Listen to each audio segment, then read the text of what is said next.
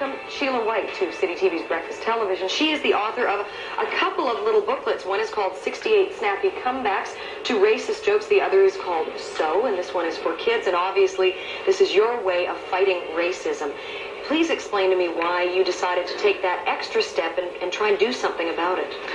I got tired of listening to ethnic jokes at parties. I think we've all been there where, you know, somebody lays a really bad joke on the table and we don't know what to do. And our tendency is to either try to laugh along, although we don't feel the laughter inside, or groan, or say nothing and it goes deathly quiet, or maybe we'll take it upon ourselves to say, you know, I don't like that kind of talk, and start into a lecture. And it gets real serious. It gets really heavy, and if you're at the guest at a party, it's just, you know, you're a downer. So I was trying to find a new way and an innovative way to tell people that racist jokes aren't cool and put the ball in their court in terms of justifying their behavior. So if you were somewhere and it was either directed at you or someone you were with, a racist comment, what would your response be now? Would you sort of in your mind dip into your manual and say a joke back? Yes.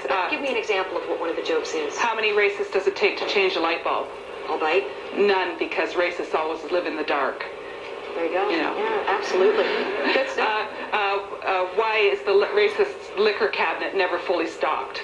No mix.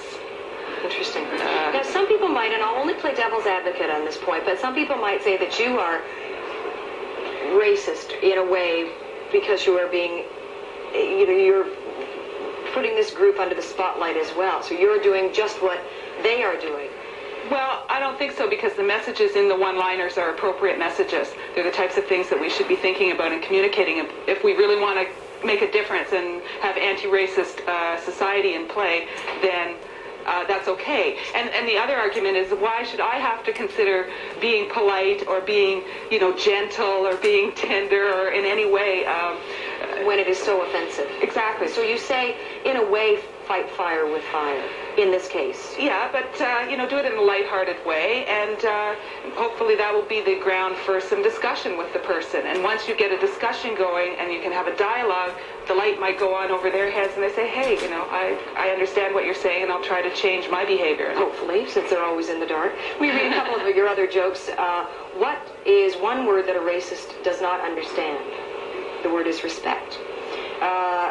Why can't a racist get a good meal in a restaurant? Oh, gee, what's the answer to that one? Because he has no taste. Oh, yeah. Let's go with one more. Why was the racist arrested for theft? I don't know. Because he was caught robbing people of their dignity. Oh, heavy stuff. You wrote these. These Yeah. are great. So where did this burning desire inside of you come from?